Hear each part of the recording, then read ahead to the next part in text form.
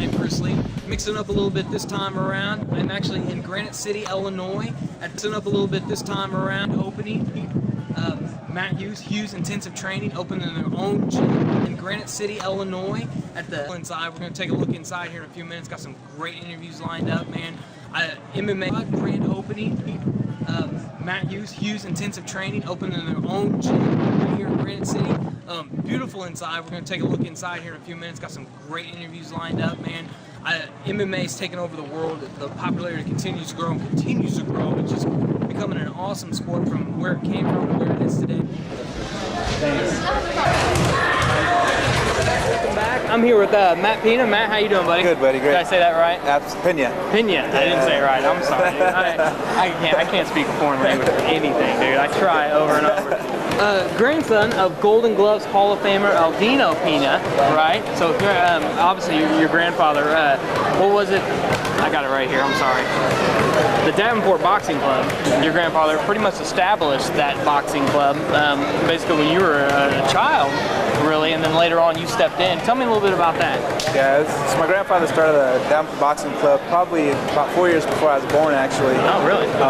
But basically on his own money, just training local kids and from Davenport, and went along to be quite successful, you know. So he obviously is in the Golden Gloves Hall of Fame. He's had Olympic medalists, national champions, world champions, and it's just kind of the background that we've developed. And obviously that got you into boxing along the way, and then you kind of stepped in and helped him run that for a little bit, and the first person you ever trained went on to win national champions. Who was that? Yeah, D-Ray Crane was the first kid that I've ever trained. I mean, when I came back from the Marines, my grandfather was getting a little bit old, and he just was losing a little bit of the passion. So when I got back, I wanted to start helping him out, and was quite fortunate. Actually, it was not only was he the first national champion, but he has a brother that was a runner-up the next couple of years in nationals, and there was actually about 4 or 5 people that went to nationals, but D-Ray was the one who won it. So we were able to put him right back on the map in a relatively short period of time. Well, congratulations. I mean, I don't think you have a fault in your bio at all. I mean, everything you basically touch has turned to gold in your entire career, except for your hand, I guess, that you hurt. Regular metal. Soon after the Davenport Boxing Club, you turned up with Pat Militich and the fighting, Pat and Militich Fighting System, which is world renowned in the MMA world. I know you helped Matt Hughes regain his title, and I know everybody says Matt's fault's always his striking stuff, so you kind of stepped in with that. So tell us about that, and now the Hit Squad. Yeah, it was just basically, I was getting a lot of calls from Pat Militich sending his fighters down to my grandfather's gym to work striking skills. And my grandfather's a purist. He didn't really believe in crazy fighting, as he would call it. So he's that old school. Yeah, he's pretty old school. So I would have to, take Pat's fighters and work with them on the side. And eventually got to the point to where these guys would want me to come down to the gym all the time, to Pat's gym, and watch him spar and watch him train. And initially it was Spencer Fisher was the first guy that I would work with, along with another guy, Mike Whitehead.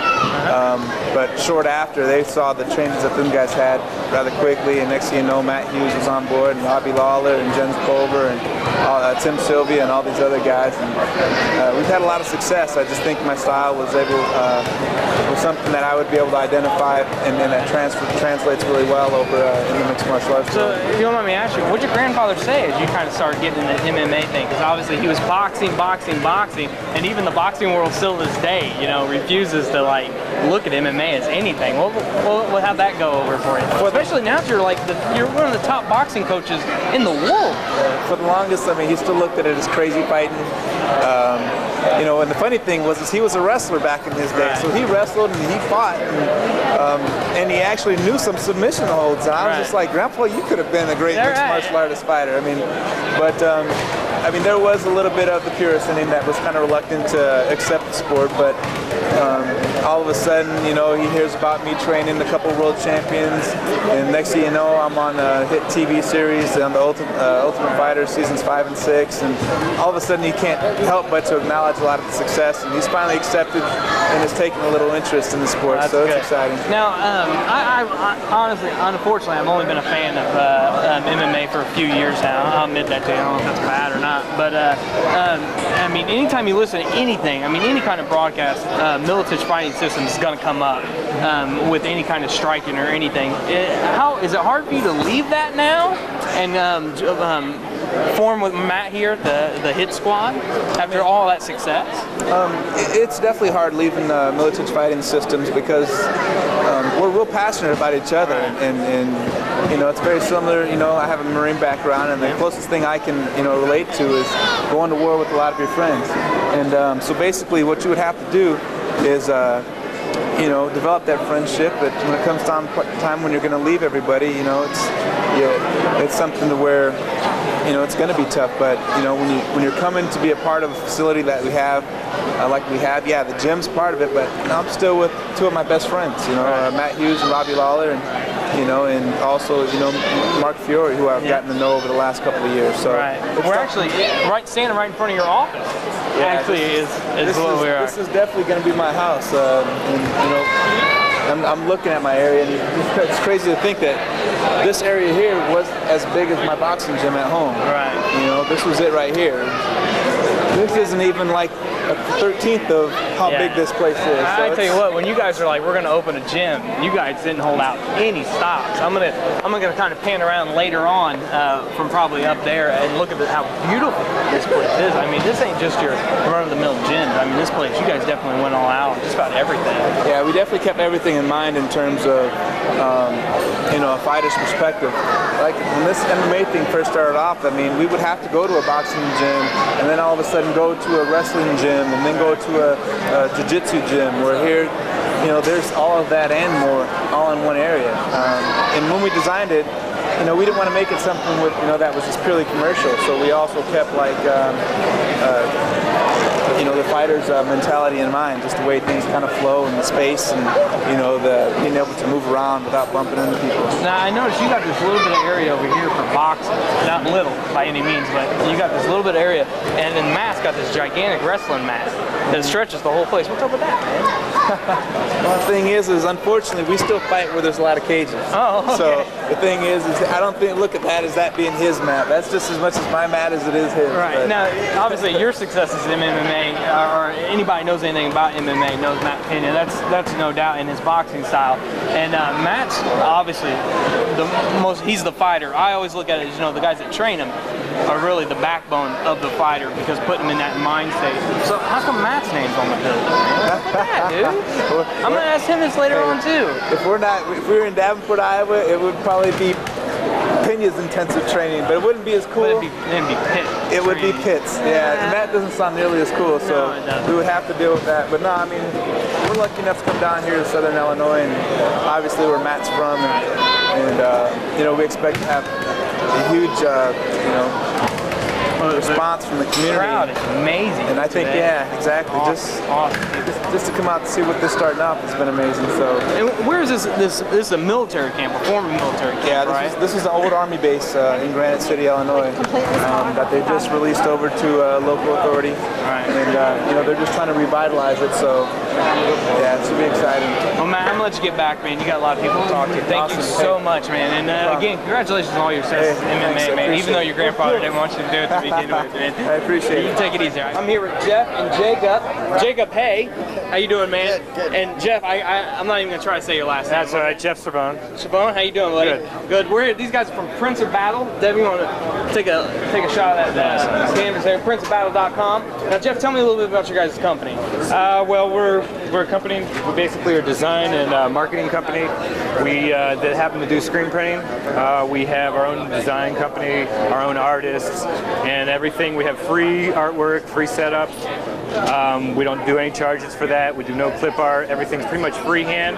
A lot of our artists will draw everything for what our customers, you know, try to get an idea of kind of what they want and just kind of work through it. And, you know, whether that takes 1-2 weeks or a month or so, we have no problem doing that and going over different changes for them to give them exactly what they want. We can do all over printing, we do appliques, crazy stitching, so we're trying to come up with new stuff, but our main thing is to help people. We want them, help you, help us, to help you, and give you the designs you want, what you're thinking, what you have, and help you make money. A lot of other companies, they just want to say, okay, here's your designs and print for you, but we want to help you actually market it and advertise it, because if you have, doesn't matter how good of a design it is or the greatest idea in the world, you can't get it out to the public and show people what you have, it doesn't really matter. And that's one thing I think that sets us aside, is because we do enjoy helping people set up their companies, get their companies going,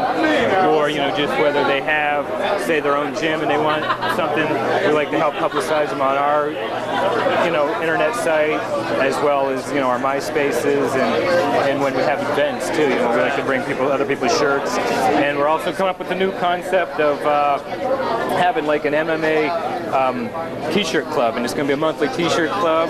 Pay $15 a month, you can start or end any time, and basically every month you'll get a brand new t-shirt. You'll get a t-shirt, whether it be a Matt Hughes t-shirt or a Jacob Hay t-shirt or whomever, and of course after we confer that with whoever's shirt that we're going to use or use on that shirt, and we'll give them, basically it's going to help them with advertising, getting their name and their stuff out, or their club out all over the country to people who have signed up for this club, as well as get Prince of Battle out there and show people that, again, we just want to try to help get recognition out there. Now, you were telling me before we went on that, what you really do is you just take people's ideas and kind of turn it to life. Exactly. You said that's kind of your specialty. You take the idea and you put it on paper and you bring it to life. So it's just giving them what exactly they want in their product. Exactly. That's exactly what we try to do, instead of, again, a lot of places just want to shuffle you in and shuffle you out. We want to at least, what is it that you want? That's our biggest thing, is, okay, you need to, you can either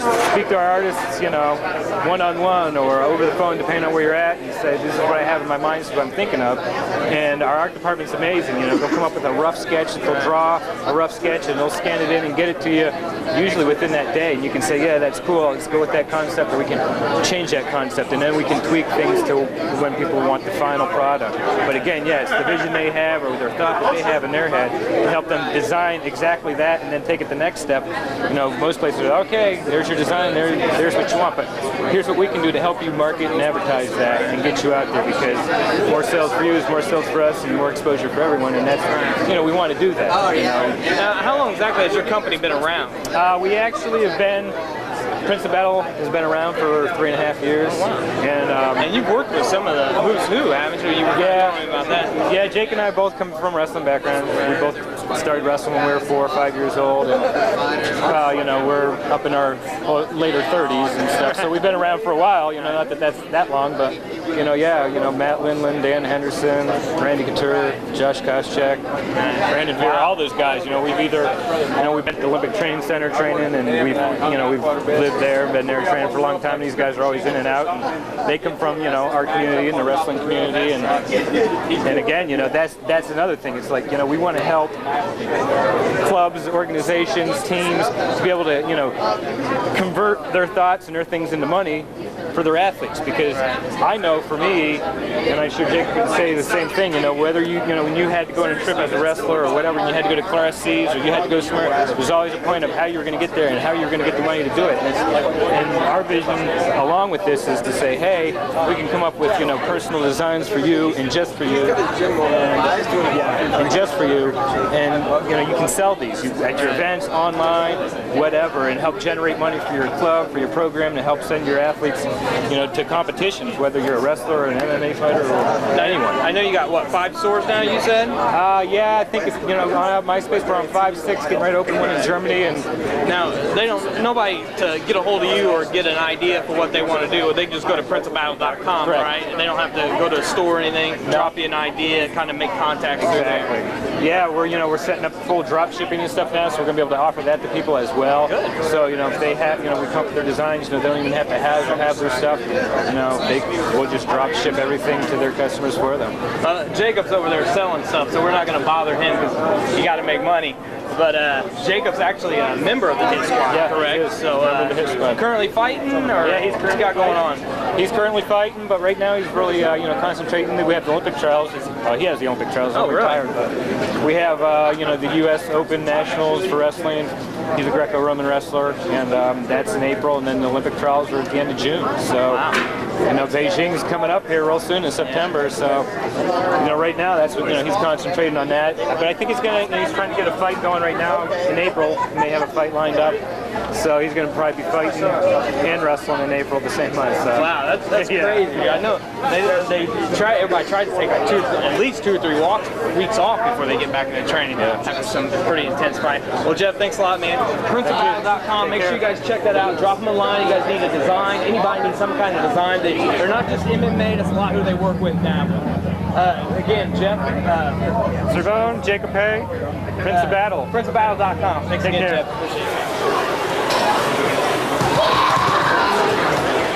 Jim for one more round. Jim, how you doing, buddy? Good, man. Good. Why don't you tell us about One More Round? Some contact information, website or something?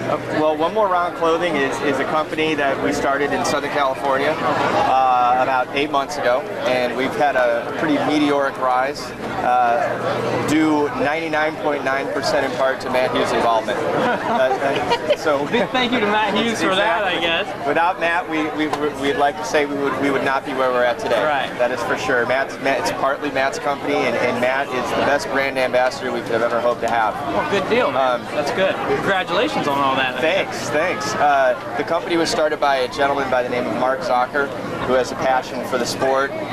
He's been in the clothing business for a while and was looking for something new to do, and why not do something that pretty much everybody else was doing. But we took a little different approach.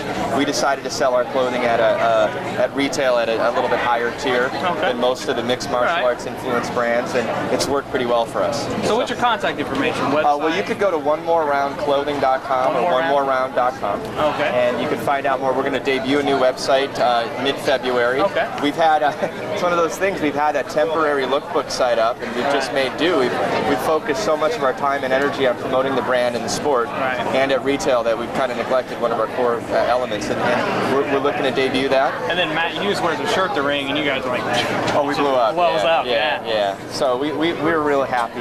We couldn't be happier. Well, good thing. Congratulations to you, man. Who else you guys sponsor? Obviously, Matt in the mix. Well, ironically, the first athlete that we actually sponsored inside a fight venue was Robbie Lawler. Really? And Robbie went out and won on his Pro Elite XC debut in Hawaii. Won the middleweight title. Exactly, right? against Ninja Rao. Yep. And that was our first sponsored event, and so Robbie's our number 2 athlete. We also sponsor Mac Danzig, who won the Ultimate Fighter. Yeah, I know Matt.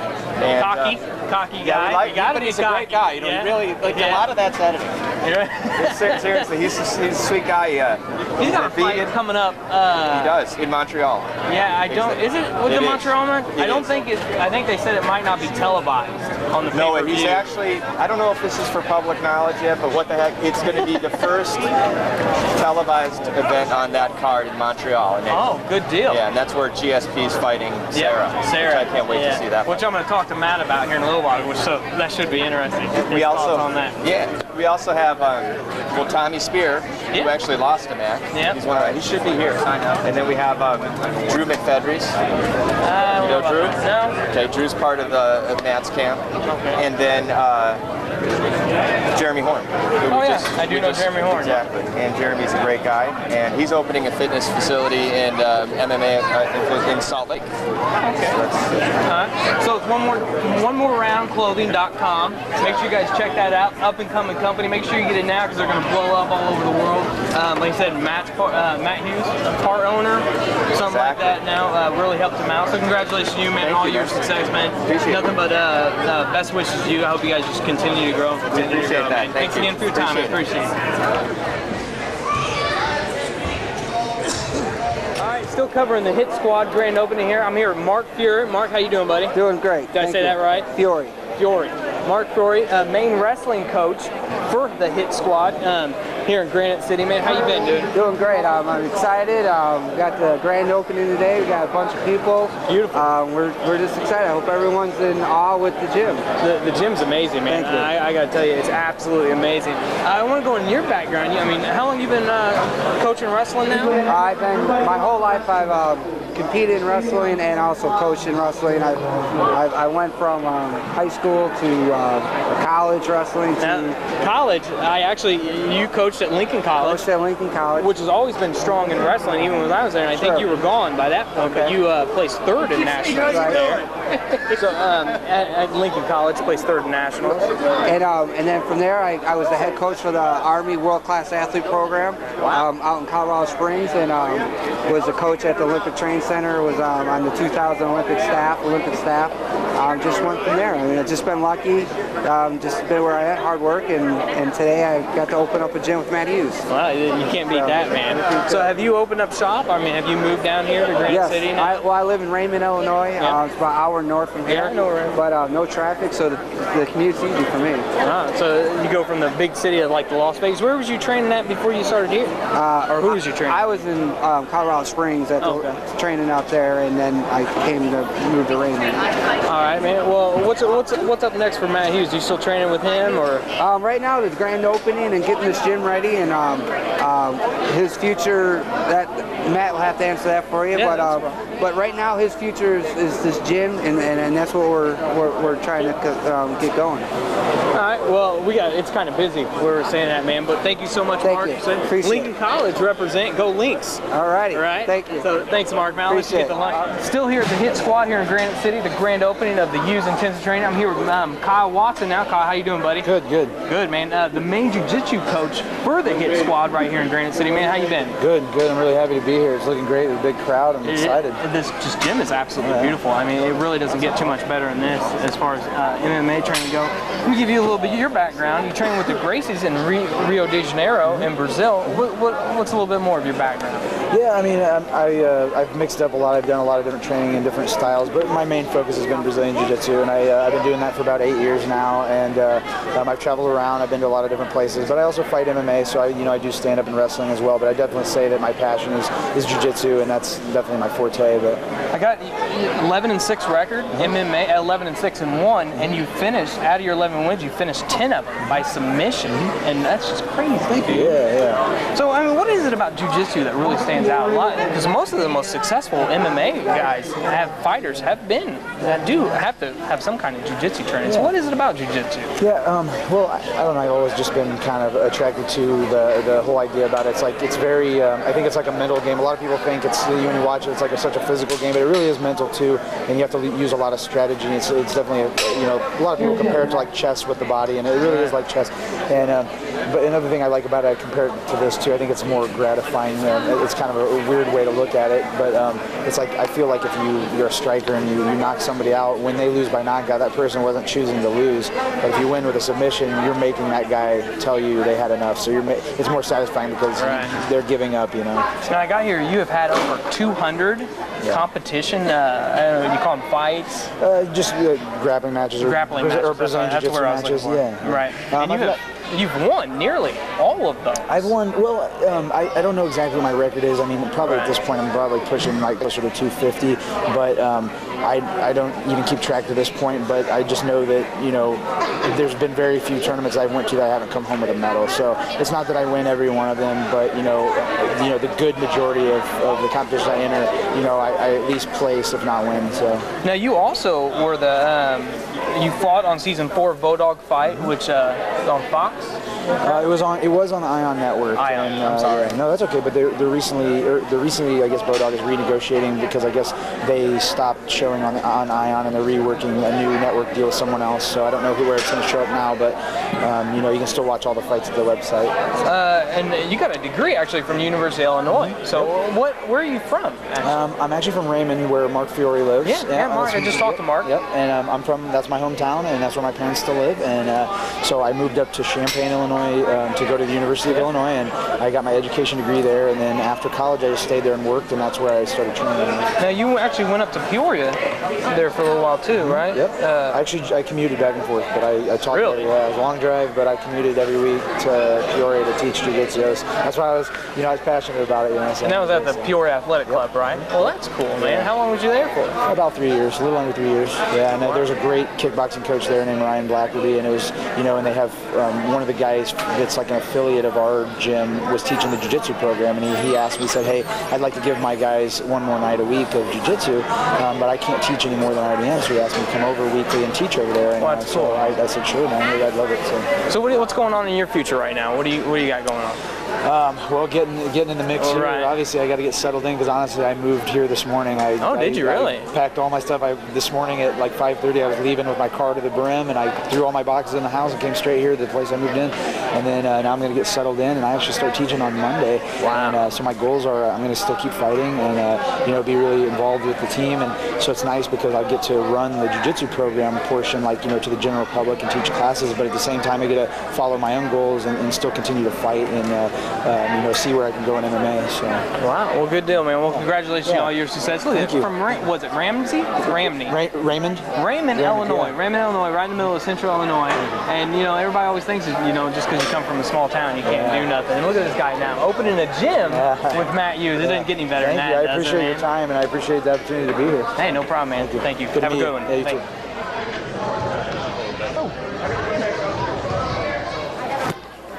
All right, welcome back to Nosebleed Seats. I'm here with Tommy Spear, Ultimate Fighter 6 finalist. I'm sorry. How you doing, man? How's things been going for you? Oh, not bad. Just been going pretty good. What do you got going on now, man? Since Ultimate Fighter's been over for quite a while now. Once it was completely over, I had a pretty bad performance, and with the loss and everything, I just went back. I wouldn't say it was bad, dude. You dominated, especially that cut you got. Yeah, to the show. It was kind of a miraculous just the way it went. Getting cut and fighting out of blood and rear naked choke and arm bars. It's crazy, stuff like that. I have much respect on all that, too, by the way, too.